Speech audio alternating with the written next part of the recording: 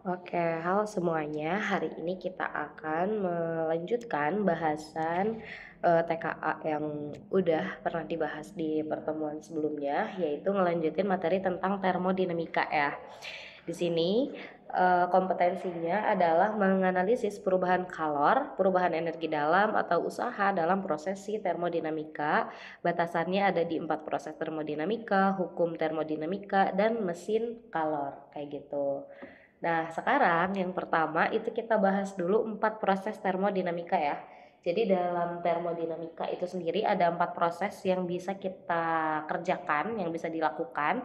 Nanti si 4 proses termodinamika ini itu berhubungan langsung dengan si hukum termodinamika atau mesin kalornya kayak begitu. Oke, mari kita kerjakan.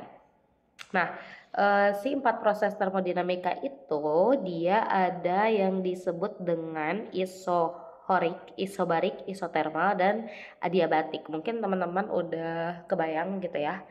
Kita bahas satu persatu deh ya. 4 proses dari termodinamika. Nah, proses-prosesnya tuh adalah yang pertama kita bahas dulu apa tadi tuh mau isohorik dulu ya. Isohorik boleh. Nah, isohorik itu apa? Isohorik itu adalah usaha ataupun proses ketika si gasnya itu tuh dibuat tekanannya tetap. Proses di mana tekanannya tuh dia tetap. Sorry. Isohorik tuh volumenya ya. Di mana volumenya dia tetap gitu. Ini adalah yang disebut dengan isohorik. Jadi isohorik itu volumenya yang tetap atau volumenya konstan kalau tetap tuh. Nah, nanti sebetulnya ini ada hubungannya sama si yang pertemuan sebelumnya yaitu tentang gas ideal bakalan berlaku P1 per T1 sama dengan P2 per T2 gitu. Ini adalah proses isohorik di mana nanti usahanya atau W-nya, usaha pada si volume tetap tadi, usaha tuh rumusnya adalah P dikali delta V ya teman-teman. Usaha secara umum itu adalah tekanan dikalikan dengan perubahan volume. Tapi di sini delta V-nya atau perubahan volumenya itu kan bakalan sama dengan nol. Kenapa bakal sama dengan nol? Karena di sini volumenya tetap gitu. Jadi kan V2 dan V1 itu dia gak ada bedanya ya, gak ada perubahan tuh, makanya bakal sama dengan 0. Jadi berapapun nilai P-nya, kalau dikalikan dengan delta V yang hasilnya 0, pasti W itu akan sama dengan 0 hasilnya gitu. Kemudian ini proses yang pertama ya. Yang kedua kita bahas isobarik deh boleh. Isobarik. Oke, kalau isobarik apa? Nah, ini isobarik yang tadi yang kita salah ya. Ini tuh adalah proses di mana tekanannya yang konstan. Tekanan konstan atau tetap deh ya, karena kita udah bikin tetap tadi. Nah, usaha di tekanannya yang tetap itu tuh berarti bakalan berlaku si PVNRT tadi, dimana nanti mungkin kalau ada beberapa hal yang belum di diketahui, nanti itu berarti bisa V1 per V2 sama dengan T1 per T2. Ini adalah isobarik gitu. Usahanya berapa? Oke, usahanya dia bakal ada ya, nilainya adalah P dikali delta V atau tekanan dikalikan dengan perubahan suhu. Kalau tadi usahanya dia bakal sama dengan 0 ya di proses isohorik itu. Oke, sekarang kita ke isotermal boleh. Yang ketiga itu ada yang namanya isotermal. Dari namanya termal, termal tuh dia ada sedikit hubungannya dengan termometer gitu ya namanya tuh. Ini adalah suatu proses di mana suhunya yang konstan. Suhunya tetap gitu. Nah, suhunya tetap ya. Berarti T-nya yang tetap, teman-teman. Nanti bakal berlaku juga PVNRT di mana kalau kita buat perbandingan berarti P1V1 per P2V2 itu nanti bakal sama dengan 1 atau artinya P1V1 akan sama dengan P2V2. Ini P2V2-nya tinggal pindah ruas ke sebelah kanan. Nah, Apa sih rumus dari isotermal? Sebetulnya awal mulanya usaha tuh dia rumusnya adalah P dikali delta V, teman-teman. Tapi di sini gak ada hubungannya sama suhu ya, dimana suhu itu adalah konstan gitu. Di sini isotermal tuh dia ngobrolin tentang suhu, sedangkan di rumus usaha dia gak ada suhunya sama sekali. Makanya di sini ada sedikit perubahan untuk isotermal. Rumusnya tuh adalah, ingat PV itu kan adalah nRT ya. Nah, ini juga sama nih. Nanti hasilnya adalah akan nRT, jadi si delta V di sini diganti jadi nRT, P-nya diganti jadi nRT. Atau teman-teman kepo gak sih penurunannya? Kalau nggak kepo kita lanjutin nih. Kepo aja lah ya. Nah, si bagian P di sini adalah kita akan ganti nih. P-nya ganti jadi nRT per V, teman-teman. Berarti kan ini jadi nRT per V dikali delta V gitu kan.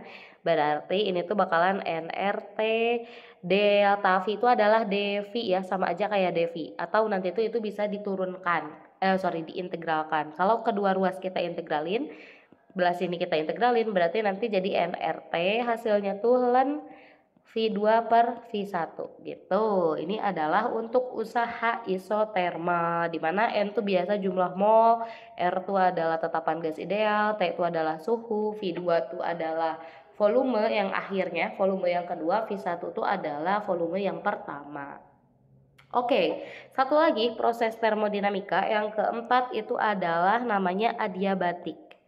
Adiabatik. Oke, kalau adiabatik apa gitu? Adiabatik itu adalah proses perubahan keadaan sistem sama sebetulnya kayak tadi, tapi ini tuh intinya adalah di mana tidak ada pertukaran kalor.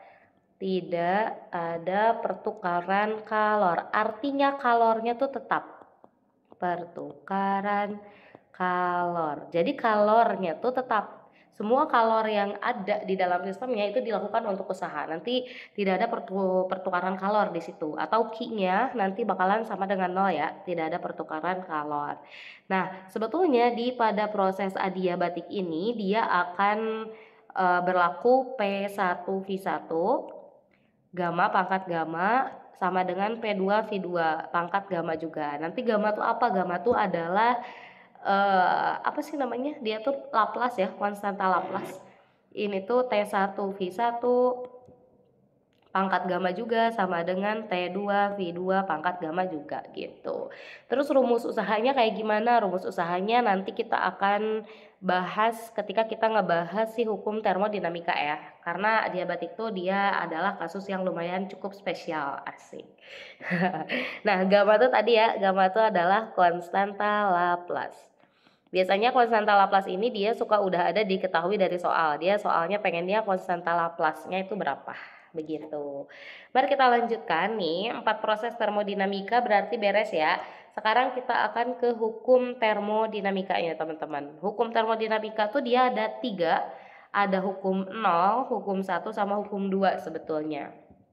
Nih, hukum termodinamika gitu. Tapi yang populer tuh adalah hukum 1, hukum 2 sih yang populer gitu ya. Tapi gak apa-apa, kita bahas aja, siapa tahu nanti ada gitu ya hukum ke-0 termodinamika. Oke. Nah, hukum ke-0 termodinamika itu tuh sebetulnya dia lumayan simple, cukup simple. Dia tuh ngobrolin ketika ada dua sistem. Jika ada dua sistem di mana dia tuh yang mempunyai kesetimbangan termal, mempunyai kesetimbangan termal. Kita pindahkan dulu kesetimbangan termal dengan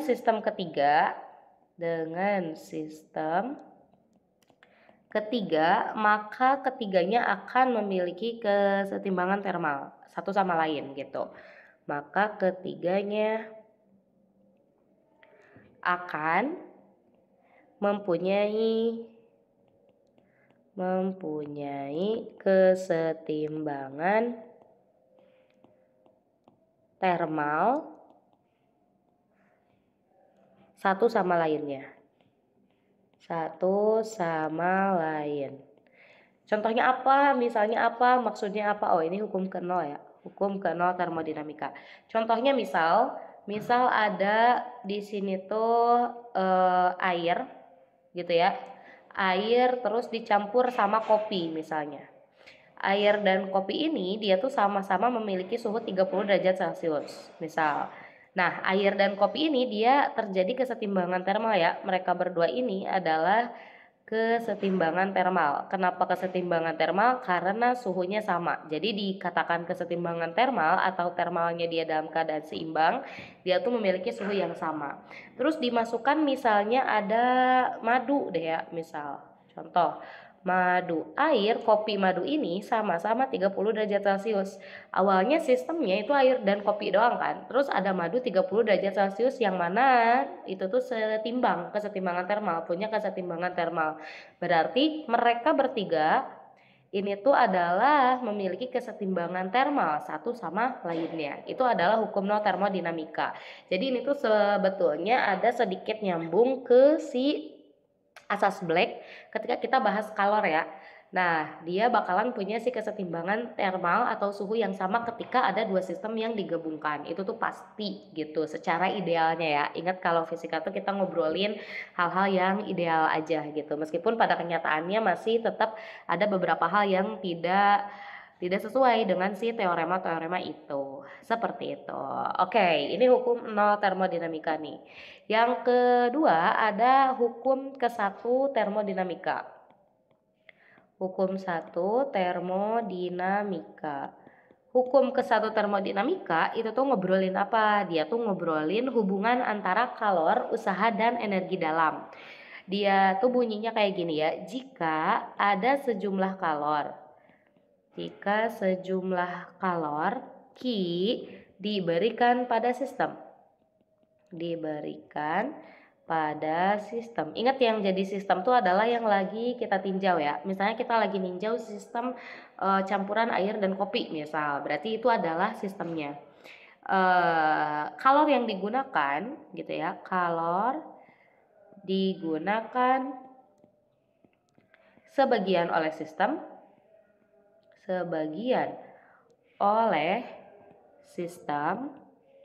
untuk melakukan usaha deh ya, dan selisih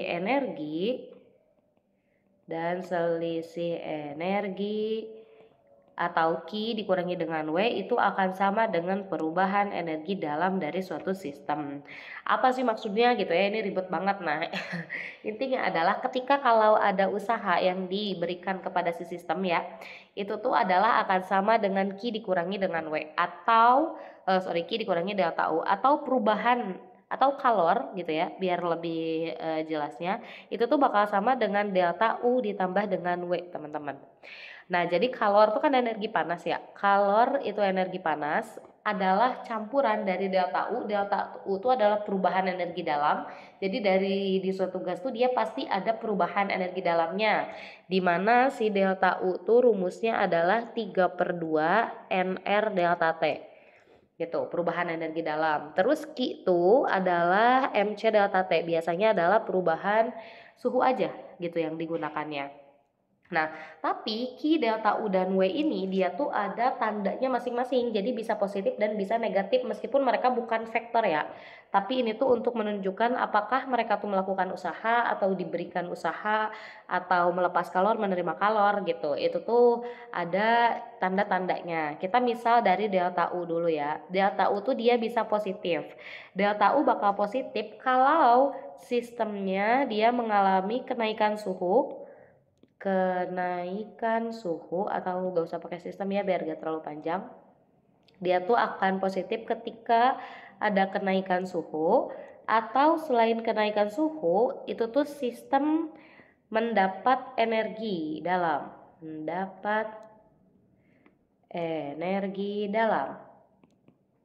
gitu. Atau berarti kan kalau ada positif berarti dia bisa bernilai negatif kan. Dia bisa bernilai negatif kalau dia mengalami penurunan suhu atau sistemnya dia mengalami penurunan energi dalam. Mengalami gitu ya, penurunan energi dalam. Jadi energi dalamnya tuh berkurang. Yang awalnya misalnya 10 joule jadi 8 joule gitu. Ini delta U ya, ada tanda positif sama negatifnya. Terus ada Qi. Qi itu dia juga sama bisa positif dan bisa negatif. Kapan Qi bernilai positif? Qi itu akan bernilai positif jika sistem menerima kalor. Ini kalau misalnya menerima kalor artinya dipanaskan gitulah intinya ya, menerima kalor tuh. Negatif tuh dia kalau melepas kalor. Melepas kalor berarti didinginkan gitu. Nah, terus ada W juga sama, dia bisa positif dan bisa negatif. W positif itu kalau sistemnya melakukan usaha, artinya dia yang melakukan usaha sendirian si sistemnya, dan bakalan bernilai negatif ketika sistemnya itu menerima usaha, artinya dilakukan usaha oleh orang luar gitu. Contohnya ketika kita misalnya mau masak air kan gak mungkin air mendidih sendirian ya, sistemnya airnya mendidih sendirian gak mungkin, pasti diberikan usaha, makanya W-nya itu bakal negatif karena dia menerima usaha seperti itu. Nah, apa sih terus dia hubungannya gitu ya sama yang lain? Nah, hubungannya adalah kita bisa bikin atau hubungkan dengan si 4 proses termodinamika tadi teman-teman. Nih, kita bikin kayak gini ya. Ini proses termodinamikanya. Ada 4 tadi kan, ada isohorik. Kita bikin kesimpulan ini intinya. Ada isobarik, ada isotermal, dan ada adiabatik. Oke, gitu. Terus kayak gimana? Ya terus kita tinggal tuliskan Q, U, dan delta W-nya. Bentar. Proses termo ya. Nih, Q-nya, Q itu kalor ya, ingat ya. Terus W-nya. Terus ini adalah delta U-nya. Gitu. Kita bikin 4 proses termodinamika di dalam tabel biar teman-teman enggak terlalu banyak gitu ya, atau bisa kelihatan si nilai-nilainya tuh kayak gimana. Di isohorik dulu. Oke, isohorik kita lihat W-nya tuh akan sama dengan 0 ya teman-teman. Usahanya isohorik tuh akan sama dengan 0. Oke, nah di isohorik si delta U-nya atau perubahan energi dalamnya itu bakal 3/2 NR dikalikan dengan delta T kayak gitu. Kemudian gimana nih si bagian dari Q-nya gitu, berdasarkan hukum satu termodinamika tadi, itu kan delta U ditambah dengan W ya teman-teman, dimana kan delta U-nya 3/2 NR delta T dan W-nya 0. Berarti kalau isohorik Q-nya itu akan sama dengan delta U, sama-sama 3/2 NR delta T. Kenapa? Karena W-nya sama dengan 0, kayak gitu. Kemudian yang kedua itu ada yang namanya isobarik ya teman-teman. Isobarik itu tadi tekanannya bakalan sama dengan 0, usahanya itu adalah usaha kok ditulisnya di Q ya. Usaha tuh rumusnya adalah P dikalikan dengan delta V, P kalikan dengan delta V. Ini sesuai dengan yang tadi ya. Terus di isobarik juga berarti delta U-nya sama aja 3/2 NR delta T. Nah, karena W dan delta U-nya masing-masing punya nilai, berarti di keadaan isobarik si Q-nya itu ya udah W ditambah dengan delta U atau delta U ditambah dengan W. Ini karena mereka punya masing-masing ya nilai W dan delta U-nya. Kemudian untuk isotermal nih teman-teman. Isotermal itu kan dia adalah suhunya konstan ya, berarti tidak ada pertukaran kalor atau perubahan kalor. Sehingga nanti isotermal tuh delta U-nya yang 0 ya, tidak ada pertukaran panas maksudnya. Jadi kita lihat deh, delta U itu kan 3/2 NR delta T ya teman-teman. Delta T itu perubahan suhunya. Kalau suhunya tetap, isotermal itu suhunya tetap, berarti tidak ada delta T. Delta T-nya akan sama dengan 0. Berarti nanti si bagian isotermal tidak ada perubahan energi dalam. Delta U-nya akan sama dengan 0. Kemudian untuk W-nya, nah ini kan W dari si isotermal ya, nRT ln V2V1. Boleh deh kita tulisin nRT ln V2/V1. Kemudian untuk Q-nya, ingat Q itu adalah delta U ditambah dengan W. Ketika delta U-nya 0, berarti isotermal akan sama dengan W, teman-teman. W-nya itu apa? W-nya yaitu adalah atau Q-nya sama dengan W gitulah ya. Kita tulis Q-nya sama dengan W. W-nya tadi yang NRT ln V2 V1. Oke, terakhir itu adalah tentang adiabatik. Adiabatik itu adalah perubahan energi dalam. Di sini kita lihat si Q-nya itu tuh dia akan sama dengan 0 ya teman-teman. Nih di adiabatik Q-nya tuh dia akan sama dengan 0. Terus W-nya itu tuh adalah sebetulnya untuk W sama-sama aja ya. Sorry, delta U dulu deh ya. Delta U tuh dia 3/2 NR delta T seperti biasa. 3/2 delta U tuh akan 3/2 NR delta T. Kemudian untuk W-nya kita bisa gunakan hukum pertama termodinamika. Ingat Q itu adalah delta U ditambah dengan W ya. Ketika Q-nya sama dengan 0, ininya 0, berarti delta U tambah W, maka si W ini itu akan sama dengan negatif delta U gitu ya. Ini dipindah ruas ini, delta U-nya ke ruas kiri. Berarti ini akan sama dengan min 3/2 NR delta T untuk yang W-nya. Kayak gitu ya teman-teman. Nah, jadi ini segini itu adalah hukum termodinamika. Kemudian yang terakhir itu tuh adalah 4 proses termodinamika. Ini adalah bahasan tentang hal tersebut. Kemudian selanjutnya, sebetulnya ada hukum 2 termodinamika ya. Boleh deh kita, sebelum ke situ kita ada sedikit materi lagi. Sama mesin Carnot ya, mesin Carnot. Sebentar, mari kita bahas dulu sedikit. Nah, jadi sebetulnya ada hukum 2 termodinamika, cuma ini tuh sebetulnya di kurikulum Merdeka itu tidak terlalu ditonjolkan ya. Jadi cuma dibahas aja gitu sedikit. Nah, apa sih hukum 2 termodinamika itu? Jadi hukum 2 termodinamika itu tuh menyatakan tidak mungkin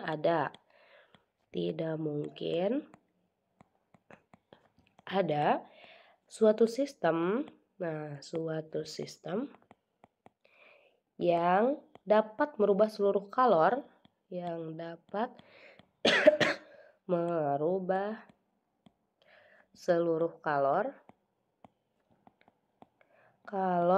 diterima menjadi usaha. Artinya ini tuh adalah tidak mungkin gitu ya, semua kalori yang diterima. Misalkan ada suatu mesin tuh dia nerima 100 kalor misalnya. Dia tuh ada suatu mesin, ini mesin misalnya nih. Ini adalah mesin. Mesin tersebut nerima 100 kalor teman-teman, atau 100 joule ya. Nerima 100 joule. Sama mesin itu tuh kan akan diolah ya. Nah, sama mesin setelah diolah dia tuh akan mengeluarkan kalor lagi atau kalor buangannya. Kalau kalor buangannya adalah 10 joule, berarti mesin tersebut ini itu tuh bisa merubah si 100 joule tadi, 90 joule-nya digunakan untuk usaha. Kayak gitu. Nah, ketika tidak ada yang dikeluarkan, gak apa-apa lah ya. Ketika tidak ada yang dikeluarkan, artinya tidak ada kalor yang terbuang. Misalnya ini 0 joule nih, berarti kan semua 100 joule ini itu tuh digunakan oleh si mesin, diubah menjadi usaha. Nah, hukum 2 termodinamika itu ngobrolin hal tersebut. Jadi gak mungkin nih ada suatu sistem, atau kalau teman-teman bingung sistem itu apa, suatu mesin deh ya, yang bisa merubah seluruh kalor yang diterima jadi usaha. Jadi semua kalor yang dikasih 100 joule-nya itu tuh diubah menjadi suatu hal. Kalau misalnya teman-teman biar kepikiran gitu ya, PLN deh ya, misal PLN itu tuh dia, atau jangan PLN ya, bensin oke. Bensin, teman-teman ngasih bensin atau ke motor itu tuh 5 liter misal. Nah, tidak mungkin semua 5 liter itu diubah jadi gerak teman-teman, jadi menggerakkan motor, itu tidak mungkin. Pasti ada beberapa bagian yang terbuang. Terbuangnya kemana tuh? Jadi ke panasnya knalpot, atau misalnya untuk melumasi, atau jadi ke gaya gesek itulah, dan banyak sebagainya gitu. Jadi nggak semuanya sistem itu bisa merubah seluruh kalor yang diterima menjadi usaha. Gak mungkin efisiensinya adalah 100%. Oke, nah barusan udah disinggung efisiensi ya. Apa itu sebetulnya efisiensi dan ada di mana sih efisiensi? Nah, efisiensi itu ada bahasannya di mesin kalor, teman-teman. Nih, di yang terakhir itu tuh kan ada ya 4 proses termodinamika udah beres tuh, hukum termodinamika juga udah beres dari 0, 1, 2 Terus mesin kalor sekarang kita akan bahas, ini sedikit kok. Nah, mesin kalor. Mesin kalor itu tuh di termodinamika, bahasan termodinamika ada yang ngebahasnya cuma satu mesin dan ada yang dua mesin gitu yang dibahas. Kita bahas yang dua mesin aja deh ya. Pertama itu tuh ada yang namanya mesin Carnot. Carnot. Nah, mesin Carnot tuh apa sih? Jadi mesin Carnot tuh adalah siklus Carnot tuh adalah siklus yang reversible yang bisa ada dua proses isotermal dan proses adiabatik. Oke, kita tulis deh ya. Jadi ini tuh adalah siklus reversible. Reversible tuh berarti dia bisa balik lagi ya. Reversible yang terdiri dari dua proses isotermal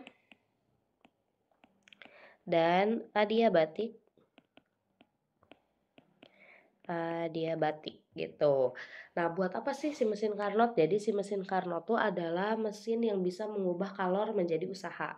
Yang sebetulnya contohnya tuh sama kayak tadi ya. Misal ada misalnya nih ada mesin. Nih, mesin ini itu tuh punya dikasih kalor 100 joule ya, teman-teman. Gitu. Terus mesin ini bisa mengeluarkan ataupun 50 joule aja gitu yang dikeluarin. Berarti kan 50 joule itu digunakan untuk usaha. Usahanya digunakan adalah 50 joule. Nah, mesin Carnot itu tuh ngobrolin seberapa baik sih si mesin itu bisa mengubah kalor yang diterima jadi usaha gitu. Makanya nanti rumus efisiensi dari mesin Carnot ini kayak N yang ada ke bawahnya itu tuh dibacanya eta ya teman-teman. Itu tuh bakal sama aja kayak usaha gitu ya. Ini kan kalau teman-teman bisa lihat berarti si mesinnya bisa mengonversi 50% ya, teman-teman ya. 50% dari 100 joule 50 joule-nya itu digunakan untuk usaha. Nah, tahu dari mana 50%? Itu tuh dari rumus efisiensi sama dengan Q yang diterima dikurangi dengan Q yang dilepas. Oke, dibagi dengan Q yang diterima. Nah, ini nanti dikalikan dengan 100% gitu. Dimana Ki terima dikurangi Ki lepas itu kan yang dipakai usahanya ya. Ini kan 50 joule yang kita tahu tuh adalah 100 dikurangi 50 kan. Itu tuh adalah kalor yang usahanya. Jadi efisiensi juga terkadang ada yang nulisnya tuh usaha per Ki terima. Ki yang diterima dikali dengan 100%. Nanti hasilnya kalau teman-teman hitung itu tuh bisa dapat 50% kayak gitu. Tapi selain Q-nya aja gitu ya yang dibahas, di sini kadang di soal juga ada yang diketahui itu adalah suhu dingin dan suhu panasnya. Teman-teman ini sama aja sebetulnya ya, boleh pakai rumus 1 dikurangi T dingin gitu dibagi dengan T panas dikalikan dengan 100%. Ingat ini tuh harus dalam bentuk Kelvin gitu. Jadi gak boleh di dalam derajat Celcius. Begitu deh teman-teman. Nah, terakhir seperti yang udah disebutkan tadi, mesin kalor tuh ada dua, ada mesin Carnot sama ada mesin pendingin. Mesin pendingin tuh sama kayak kulkas sih sebetulnya. Dia contohnya tuh adalah kulkas. Jadi mesin pendingin tuh dia bekerja menerima usaha dari luar buat memindahkan kalor di reservoir suhu rendah menuju reservoir suhu tinggi. Oke. Dia tuh adalah bekerja dengan menerima usaha dari luar. Oke. Untuk memindahkan kalor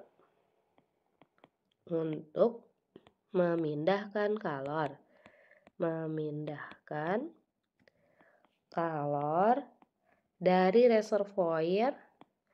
reservoir tuh dia kayak penyimpanan gitu ya teman-teman, suhu rendah menuju reservoir suhu tinggi.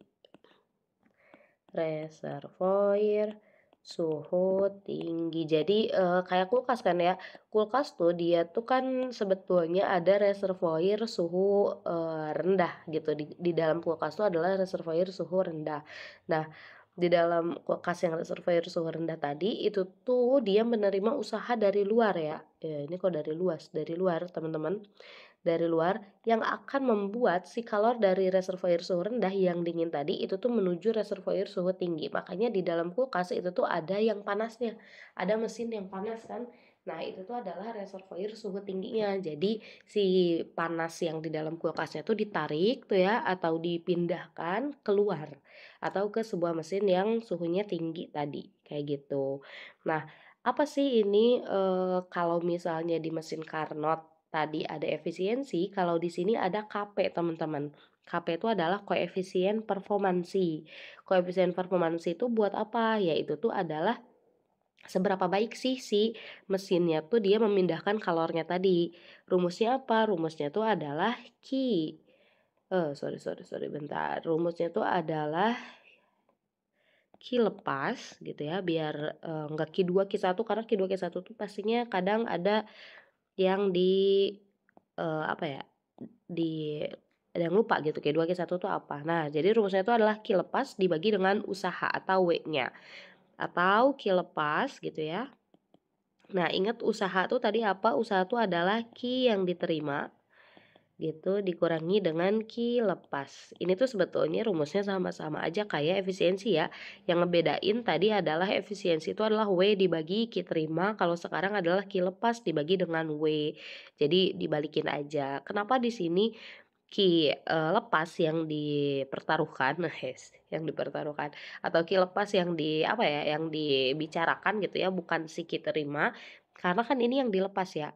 Obrolan di mesin pendingin itu adalah berapa sih yang bisa dilepas, yang bisa dipindahkan kalor dari suhu rendah ke kalor yang ke reservoir menuju ke reservoir yang suhu tinggi gitu, teman-teman. Nah, selain itu KP juga boleh banget ditulisnya tuh ada hubungannya dengan suhu ya.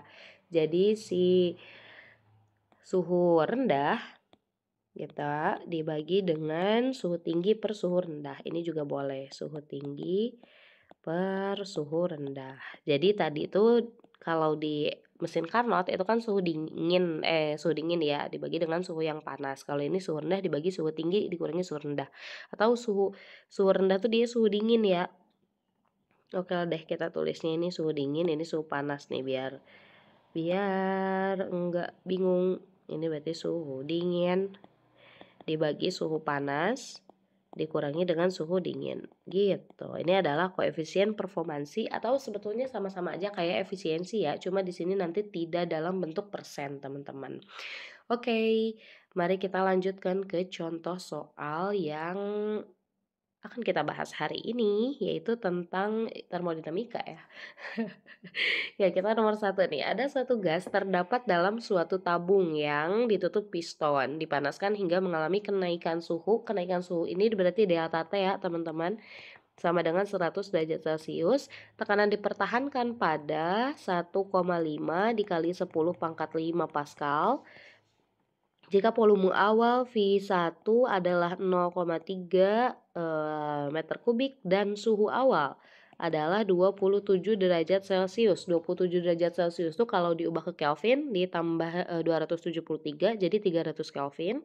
Maka kerja yang dilakukan adalah usaha tuh di sini adalah P dikali delta V ya teman-teman rumusnya. Ingat usaha itu adalah P dikali delta V. Karena apa? Kenapa pakai ini enggak yang NRT yang kayak gitu? Karena di sini tekanan dipertahankan, berarti tekanannya konstan. Nah, teman-teman ingat lagi tekanan konstan itu adalah isobarik, usahanya adalah P dikali delta V. Kayak begitu. Oke, mari kita lihat. Nah, pengennya kan W sama dengan P kali delta V ya teman-teman, di mana delta V itu adalah perubahan volume, berarti bisa ditulis V2 dikurangi V1, kayak gitu. Masalahnya di sini kita tidak tahu V2-nya ya, V1-nya tahu tuh, berarti kita harus cari dulu. Pertama tuh tidak bisa langsung ke situ, kita harus cari dulu V2, sorry. Ingat kita akan gunakan PV NRT aja, berarti P1 V1 sama dengan NRT1. sorry, dibagi dengan P2 V2 ininya adalah nRT2. Oke, kita coret dulu yang sama nilainya. Nr sama, tekanannya juga sama ya teman-teman, karena tekanan dipertahankan tadi katanya. Berarti ini tinggal V1 per V2 sama dengan T1 per T2. Oke, V1 itu tuh adalah 0,3 V2-nya agak tahu karena ini yang lagi kita cari di sini. Kemudian T1-nya adalah 300 Kelvin, T2-nya itu adalah 300 tambah 100 berarti ya. Karena suhunya naik teman-teman. Awalnya 300 Kelvin jadi naik 100 derajat Celcius. Oke, kalau teman-teman bingung kok bisa tuh langsung ditambahin 300 tambah 100 gitu ya. Padahal kan satuannya berbeda. Oke, pertanyaan yang sangat bagus. Sebetulnya karena ini perubahan aja ya teman-teman. Kalau misalkan kita cari T2-nya juga dari si Celcius ya, berarti 27 tambah 100 nih biar satuannya sama. Berarti kan jadi 127 derajat Celcius. Nah, ini kalau kita ubah ke Kelvin itu jadi 400 juga kan sebetulnya kan. Betul. Oke, mari kita lanjutkan. Ini coret ya. Nolnya.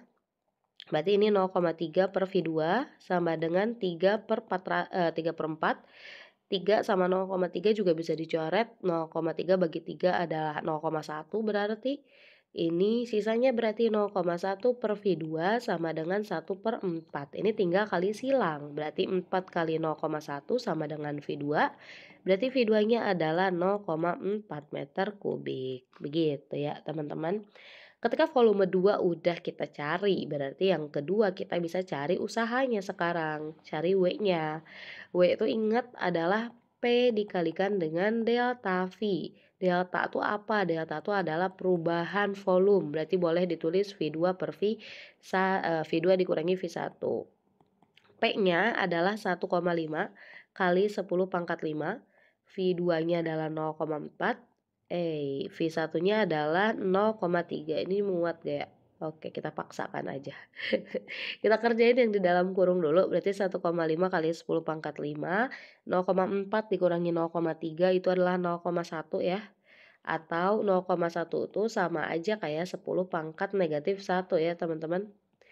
Nah, berarti kalau kita rapihkan jadi 1,5 kali 10 pangkat 5 dikali 10 pangkat negatif 1, pangkatnya bisa dikurangi, berarti pangkat 4 Joule. Adakah? Ada ya, jawabannya adalah yang B, 1,5 dikali 10 pangkat 4 Joule, kayak begitu. Mari kita lanjutkan ke soal nomor 2. Di sini itu ada katanya suatu gas dalam ruang tertutup secara tiba-tiba banget dimampatkan secara adiabatis atau adiabatik sama aja. Sehingga volumenya, berarti volume yang kedua menjadi setengah volume semula, berarti setengah V1 ya. Jika suhu gas mula-mula T, berarti T1-nya adalah T, banyaknya gas 1 mol, berarti N-nya adalah 1 mol. R tetapan umum gas, oke, R-nya tetapan umum gas, konstanta Laplace gas tersebut berarti gamanya adalah 3/2. Usaha yang dilakukan oleh gas tersebut. Oke, kita lihat ya, ini adiabatis teman-teman atau adiabatik. Usaha adiabatik itu tuh di sini. Nah, akan sama dengan min 3/2 NR delta T ya teman-teman usahanya tuh. Oke, kita lihat tulis dulu nih ya. Usahanya tuh dia akan sama dengan negatif 3/2 NR delta T. Masalahnya di sini N-nya udah ada, R-nya ada. Delta T tuh adalah perubahan volume, artinya T2 dikurangi T1 gitu kan. Kita baru ada T1-nya yaitu sebesar T. Berarti kita belum tahu berapa besar T2-nya gitu kan. Makanya di sini langkah pertama sebelum ke situ, ini cukup gaya. Oke, sebelum ke situ kita harus cari dulu berapa besar T2. Oke, pakai apa cari T2? Karena ini adiabatis ya teman-teman, kita gak bisa pakai perbandingan PV NRT tadi, karena si adiabatis itu dia ada persamaannya sendiri, yaitu P1V1 gamma gitu ya, pangkat gamma sama dengan P2 V2 pangkat gamma. Nah masalahnya kita gak bisa pakai yang pertama ya. Kenapa gak bisa ya pakai yang pertama? Karena kan kita pengen tahu T-nya tuh, sedangkan di persamaan pertama dia gak ada T-nya sama sekali. Jadi kita pakai yang kedua, yaitu T1 V1. Sorry, T1 V1 pangkat gamma sama dengan T2 V2 pangkat gamma. Bentar ya teman-teman, gamanya tuh dia harus dikurangi 1 ya sebetulnya ya. Sorry, ini ada kesalahan teknis nih. Ini harusnya adalah gamma min 1, gamma min 1, gamma min 1, min 1, min 1 gitu ya. Sorry teman-teman. Oke, mari kita kerjakan. Ini lebih enaknya adalah kita kumpulin dulu T sama T, V sama V. Biar nanti ada yang dicoret nih teman-teman. Berarti ini bisa T1 per T2 ya. Yang di kanan berarti V2 per V1 pangkat gamma min 1. Jadi nanti dipangkatin gamma min 1-nya setelah dibagi V2 dibagi V1 gitu. Oke, T1-nya adalah T, T2-nya kita gak tahu berapa. V2-nya itu tuh adalah setengah dari V1, V1-nya adalah V1, pangkat gammanya adalah 3/2, sorry. 3/2 kurangi 1. Nah, ini bisa dicoret dulu ya, V1 bisa dicoret, berarti T per T2 sama dengan, ini sisa 1/2, 3/2 dikurangi 1 adalah 1/2. Oke, kalau teman-teman kepo kok bisa 3/2 dikurangi 1 jadi 1/2, itu tuh alasannya adalah karena begini, 3/2 kurangi 1, 1 itu sama aja kayak 2/2 ya. 2 dibagi 2 kan 1 ya, 3 dikurangi 2 adalah 1, 2 dikurangi 2 kurangi 2-nya kita tulis aja 2, berarti 1/2. Nah, di sini teman-teman harus ingat enggak identitas juga, sifat dari eksponen. Kalau ada A pangkat setengah itu tuh sama aja kayak akar A teman-teman, gitu ya. Berarti ini tuh sama aja T per T2 sama aja ini tuh kayak akar 1/2 gitu. Itu kalau pangkat setengah itu adalah akar. Sekarang kita kerjakan tipis-tipis. Akar 1 itu adalah 1, akar 2 itu adalah, kita tulis aja akar 2. Yang ditanyain T2 berarti bisa kita kali silang seperti biasa. Berarti ini jadi akar 2T sama dengan T2 ya. Nah, berarti T2-nya adalah akar 2T. Ingat T-nya tuh dia nggak di dalam akar ya, dia di luar akarnya. Oke, teman-teman, ini adalah T2, tapi yang ditanyain bukan T2. Oke. Yang kedua kita bisa cari usahanya ya. Cari usaha. Ini nggak apa-apa lah ya, kita di sini nanti cukup deh yang bawah. Oke. Usaha tuh adalah min 3/2 NR delta T, atau delta T-nya udah kita ubah jadi T2 min T1 kayak tadi ya. Berarti usaha sama dengan min 3/2, N-nya adalah 1 mol katanya ya, sorry, 1, R-nya itu adalah R aja, T2-nya itu adalah akar 2T dikurangi T1-nya adalah T. Begitu, berarti usaha sama dengan min 3/2 R gitu. Akar 2 tuh nilainya adalah 1,4 ya teman-teman, meskipun di sini gak diketahui, gak apa-apa lah ya. 1,4 T dikurangi 1, dikurangi T, kita kesini aja, berarti W sama dengan min 3/2 R, 1,4 T dikurangi T itu adalah 0,4 ya, 0,4 T gitu. 0,4-nya boleh banget dicoret dengan 2, hasilnya adalah 0,2. Berarti W-nya adalah min 3 kali 0,2, hasilnya min 0,6 ya. Min 0,6 RT. Adakah jawabannya? Ada. Jadi jawabannya adalah yang D, dodol. Kayak gitu. Mari kita lanjutkan. Nah, ini nomor ini sebetulnya dia gampang, teman-teman. Ada suatu gas ideal mengalami proses siklus seperti pada diagram PV di atas. Usaha yang dihasilkan pada proses siklus di atas adalah berapa dalam kilojoule. Oke. Jika teman-teman mendapati gambar tekanan terhadap volume gitu ya, grafik tekanan terhadap volume, dan yang dicari adalah usahanya, teman-teman. Teman-teman boleh banget nyari usaha tuh adalah sama dengan luas yang dibatasi kurva. Dibatasi kurva itu sama aja nanti nilainya dengan teman-teman nyari sendiri gitu, nyari satu persatu. Kita lihat deh ya. Di sini yang dibatasi oleh kurva itu kan berarti daerah ini ya. Nah, ini tuh adalah daerah berbentuk persegi panjang, di mana usahanya berarti bakalan sama dengan luas persegi panjang. Persegi panjang. Oke, luas persegi panjang tuh apa? Luas persegi panjang tuh adalah panjang dikali lebar. Panjang kali lebar. sorry. Panjangnya berarti yang ini kan, ini panjangnya nih, ini lebarnya. Ini lebarnya. Kita lihat panjangnya berapa. Panjangnya tuh dari 2 ke 4 ya teman-teman. Berarti panjangnya adalah tinggal dikurangi aja. 4 dikurangi 2. Berarti W-nya adalah 4 dikurangi dengan 2. Kemudian untuk lebarnya di sini berarti dari B ke C dari sini ya. Dari 3 ke 1. Berarti 3 kurangi 1 aja. Tapi masalahnya kita lihat satuannya teman-teman. Di sini volume udah dalam meter kubik ya. Kalau P itu tuh dia harus dikali dengan 10 pangkat 5 Pascal. Karena dia satuannya adalah 10 pangkat 5 Pascal.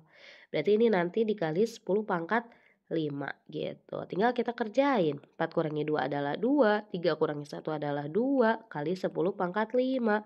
2 kali 2 adalah 4 kali 10 pangkat 5. Di sini pengen satuannya tuh dalam kilojoule ya teman-teman. Berarti ini tuh kan 400.000 ya sebetulnya ya. Nih berarti kalau mau dalam kilojoule berarti sama aja kayak 400 kilojoule. 1000 tuh adalah kilo ya. Berarti jawabannya adalah yang B kayak begitu.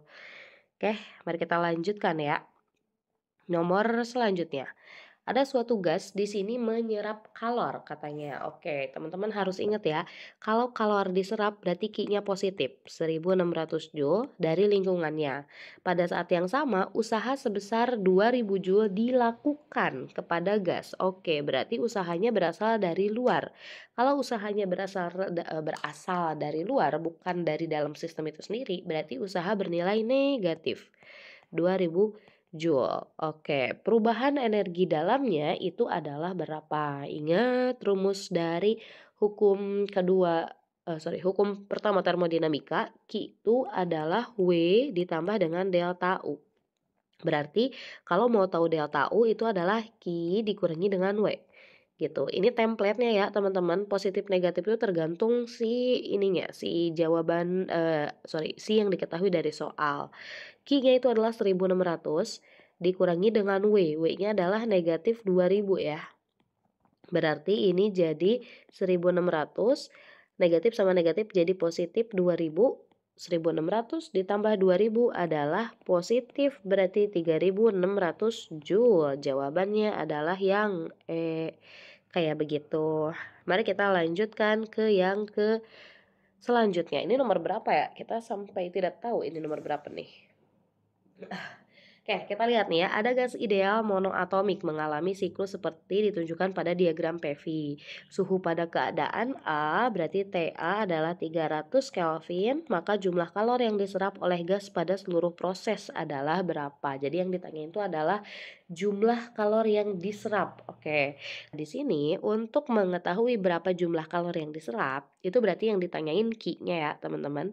Q-nya. Nah, Q itu rumusnya apa? Q itu rumusnya adalah W ditambah dengan delta U gitu kan. Di sini masalahnya W dan delta U-nya itu tuh kita tidak diketahui dari soalnya ya. Berarti kita harus cari satu persatu. Berarti yang pertama boleh deh kita cari W-nya dulu. Gitu. W tuh seperti tadi kalau misalkan ada gambar di bawah kurva kayak gini atau gambar kurva, usahanya tuh akan sama dengan luas yang dibatasi oleh kurvanya. Berarti W-nya akan sama dengan luasnya ya, teman-teman. Kita lihat di sini di gambar itu tuh yang dibatasi oleh kurva berarti segini ya. Nah, ini karena dia di bawahnya nggak ada apanya, nggak ada garis lagi kayak tadi, berarti semuanya sampai bawah itu tuh adalah luasnya. Nah, di sini dia gambarnya kayaknya bentuknya persegi panjang lagi ya. Berarti luasnya bakal panjang kali lebar. Ini panjangnya boleh, ini lebarnya. Nah, panjangnya itu adalah berarti dari 4 ke bawah ya. Berarti panjangnya adalah 4. Oh, kita tulis dulu deh ya. Panjang kali lebar. Nah, panjangnya itu adalah 4 ya. Lebarnya itu adalah 3 dikurangi 6. 6 kurangi 3 berarti 3. Terus kita lihat di sini satuannya V-nya udah di meter kubik, mantap. P-nya dia harus dikali 10 pangkat 5 berarti kayak tadi.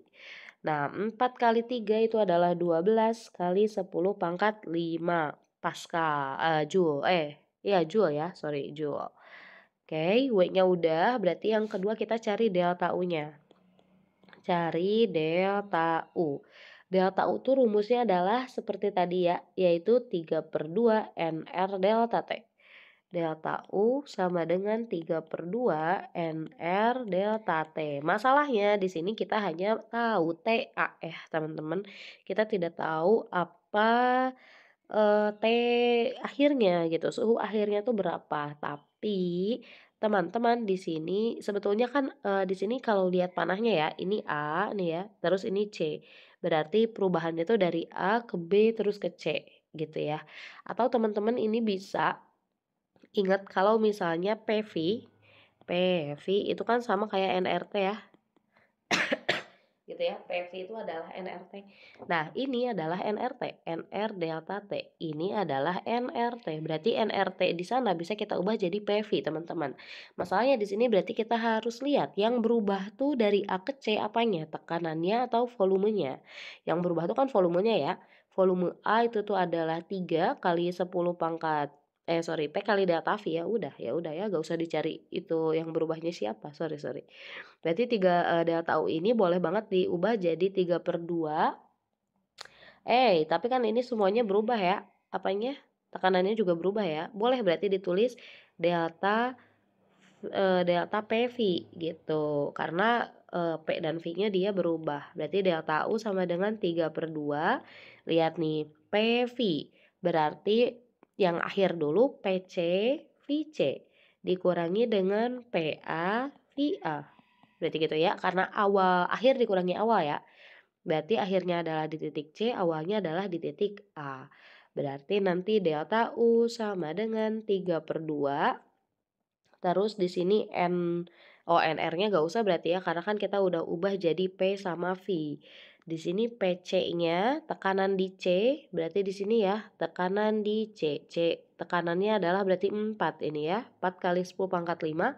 4 kali 10 pangkat 5 kali VC, volume C berarti yang ini 6.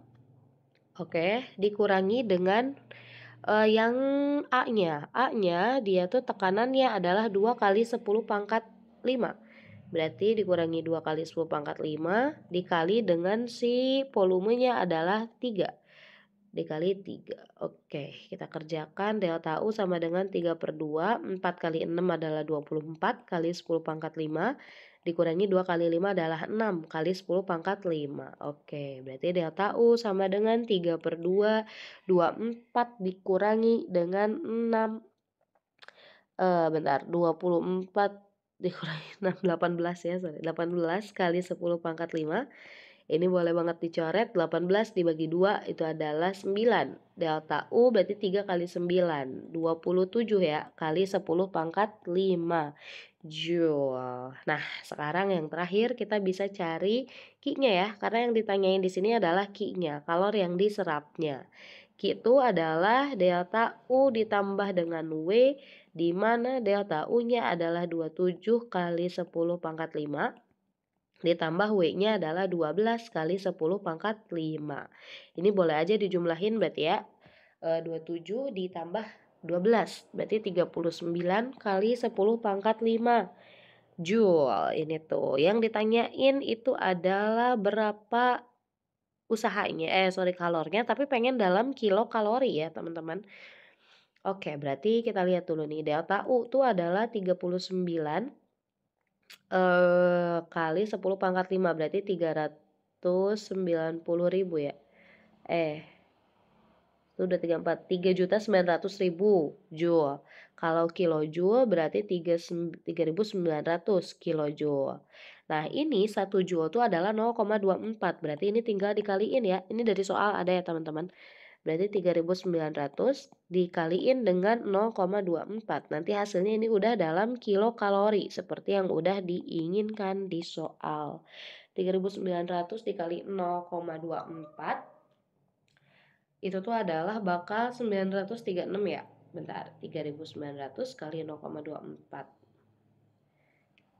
Ya, 936 kilokalori. Ih, ini tuh Q-nya ya guys. Kenapa kita ubah jadi delta U di sini? Nih, ini kenapa delta U nih? Siapa yang nulis? Oke, berarti ini Q-nya. Q-nya. Gitu ya. Mari kita lanjutkan nih. Ada gas ideal monoatom atau monoatomik ya sebanyak 1 kilomol. Berarti N-nya adalah 1 kilomol. Kalau N 1 kilomol berarti dia 1000 ya jumlah molnya. Pada tekanan konstan berarti P-nya sama yaitu 1 atmosfer. 1 atmosfer di sini udah ada keterangan 10 pangkat 5 Newton per meter kuadrat. 1,0 kali 10 pangkat 5 sama aja ya.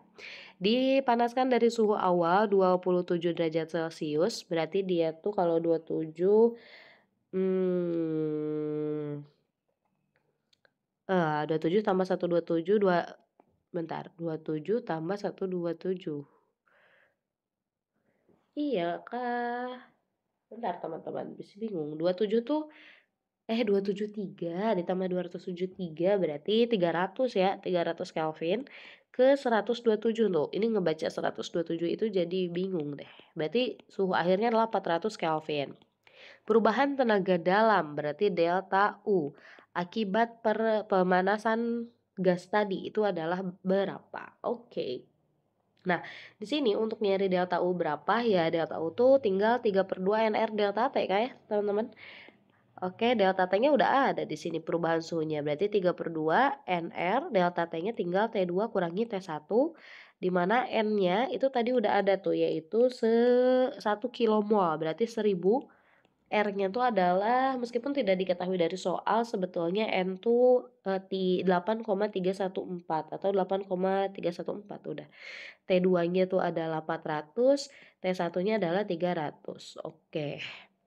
Berarti delta U sama dengan 8,314 ini bisa dibagi 2 ya. 8,314 bagi 2 adalah 4,157. Oke, terus 4,157 ini kalau dikali 3 jadi 12,471. 12,471. Ini 1000 tuh berarti 10 pangkat 3. 400 dikurangi 300 itu adalah 100 atau 10 pangkat 2. Berarti delta U-nya adalah 12,471 kali 10 pangkat 5. Ini pengennya adalah dalam 10 pangkat 6. Berarti komanya jadi maju ya teman-teman. Jadi 1,2471 kali 10 pangkat 6. Oke, ini dibuletin berarti jadi 1,25 ya. Kali 10 pangkat 6 Joule. Hasilnya adalah berarti yang C, kayak begitu.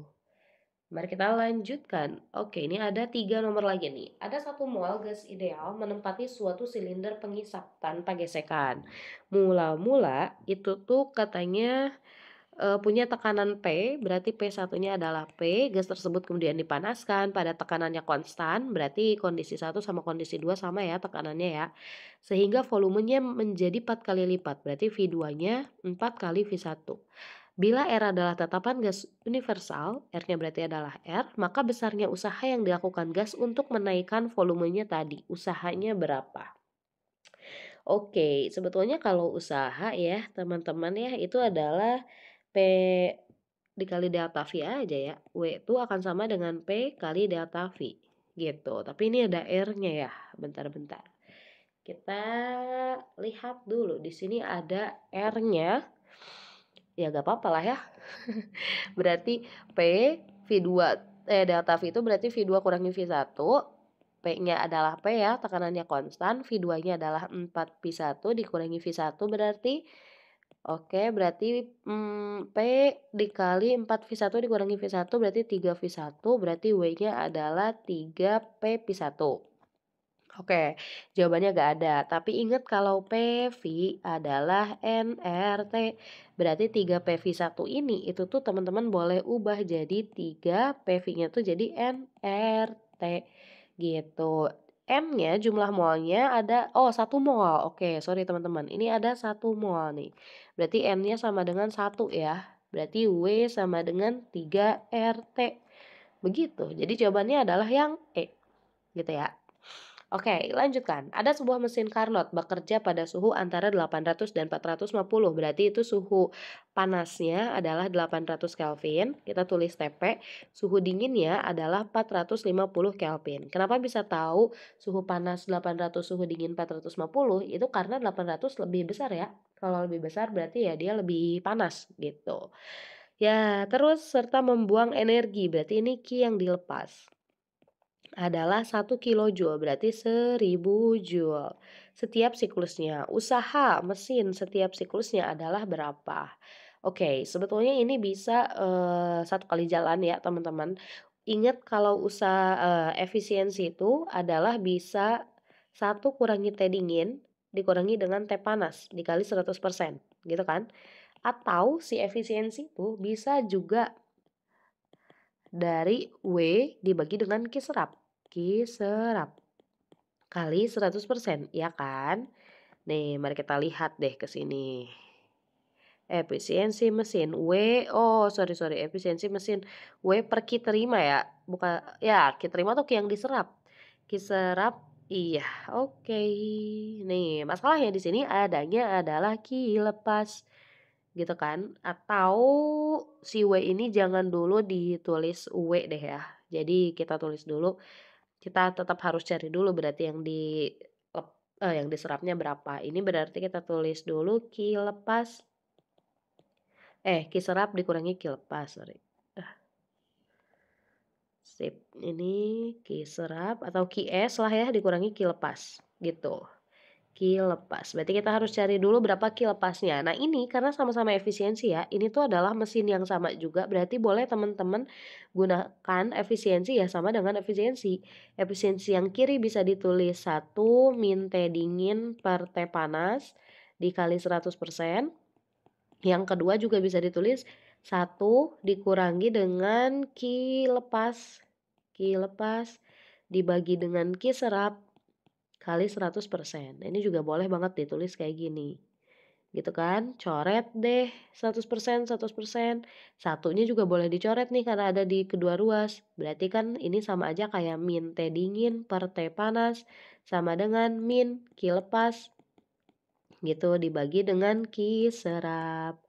Oke, T dinginnya adalah 450, berarti min 450 per 800 sama dengan Q lepasnya adalah min 1000 dibagi Q serapnya gak tahu berapa. Oke, ini tinggal coret-coret dulu. Oke, ini min sama min sebetulnya bisa banget di ini ya, di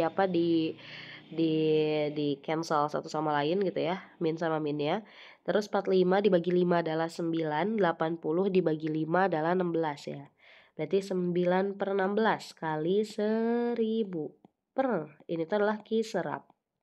Oke, berarti kalau mau tahu Q serap ini tuh kita kali silang aja ya. Q serap tuh akan sama dengan 1000 dikali 16 per 9. Hasilnya nanti adalah akan 16 per 9 dulu deh ya. 16 per 9 tuh dia 1,78. Nah, 1000 itu kita ubah ke dalam kilojoule, berarti 1,78 kilojoule. Berarti usahanya itu tuh adalah, ingat usaha tuh Q lepas, Q serap dikurangi dengan Q lepas, itu adalah usaha. Q serapnya adalah 1,78, dia udah di dalam kilojoule ya teman-teman. Q lepasnya itu tuh adalah 1 kilojoule, berarti 1 kilojoule, berarti 0,78 kilojoule. Oke, ada jawabannya yang A. Begitu. Sip, satu lagi nih ada suatu pesawat pendingin Carnot mempunyai koefisien kinerja. Berarti koefisien performansinya adalah 6,5. Jika reservoir tinggi atau suhu panasnya adalah 27 derajat Celcius, ini ingat harus ubah ke dalam Kelvin. Ke dalam Kelvin berarti dia jadi 300 ya. 300 Kelvin, maka reservoir bersuhu rendah adalah berapa? Suhu dinginnya itu adalah berapa? Oke, ingatlah koefisien performansi. Koefisien performansi itu adalah Kp sama dengan T T dingin dibagi dengan T panas dikurangi dengan T dingin. Koefisien performansinya 6,5. 6,5. Suhu dinginnya tuh gak tahu. Suhu panasnya adalah 300, suhu dinginnya adalah gak tahu juga. Ini lebih enak kita kali silang aja ya. Berarti 6,5 dalam kurung 300 min suhu dingin sama dengan suhu dingin. 6,5 kali 300 adalah 1950. Di sini tuh ya 1950 dikurangi 6,5 suhu dingin berarti ya sama dengan suhu dingin. Pindah ruasin 6,5 TD-nya berarti 1950 sama dengan TD tambah 6,5 TD. Berarti 1950 sama dengan 7,5 TD ya. Ini boleh pindah ruas 1950 per 7,5 TD. Hasilnya bakalan 260. Nah, ingat ini kok gak ada jawabannya gitu ya, 260. Ini tuh satuannya Kelvin, teman-teman. Kalau mau dalam Celcius seperti yang diinginkan di jawaban, berarti kita harus kurangi dengan 273. Hasilnya adalah negatif 13 derajat Celcius. Berarti ada ya yang kayak gitu. Oke, sekian aja dulu untuk pertemuan hari ini. Makasih banyak udah mau menonton. Semoga udah ya. Masih ada, guys. Oke, masih ada. Nah, sorry. Ini ada satu nomor lagi, tapi boleh ini teman-teman kerjain sendiri ya. Dari 5 gambar diagram arus mesin Carnot di bawah ini yang memiliki efisiensi 60% itu tuh mana gitu. Oke, sorry. Nah, ini aku contohin satu deh ya. Nanti teman-teman boleh lihat yang B, C, D, E-nya mana yang betul gitu. Ingat kalau efisiensi itu adalah 1 dikurangi T dingin dibagi T panas dikalikan dengan 100%. Gitu. Oke, teh dinginnya di, mesin Carnot yang pertama ini adalah antara 500, 400 berarti yang 400 ya. Berarti 1 - 400 per teh panasnya adalah 500 dikali 100%. Oke, berarti efisiensi sama dengan 1 ini boleh banget dicoret gitu, 1 - 4/5 dikali 100%. Nah, ini satunya juga boleh banget diubah jadi 5/5 gitu ya, biar penyebutnya sama. Berarti 5/5 min 4/5 dikali 100%, 5 kurangi 4 adalah 1, berarti 1/5 dikali 100%. Oke, 100 dibagi 5 itu adalah 20 ya. Berarti yang A itu efisiensinya adalah 20%. Yang diinginkan adalah efisiensinya 60%. Boleh teman-teman cari di jawaban mana B, C, D, E yang efisiensinya adalah 60% dengan cara yang sama seperti yang udah dicontohin yang A tadi ya. Kayak gitu. Oke, kalau udah teman-teman nemu jawabannya boleh banget ditulis di kolom komentar. Makasih banyak udah mau menonton. Semoga videonya bisa membantu.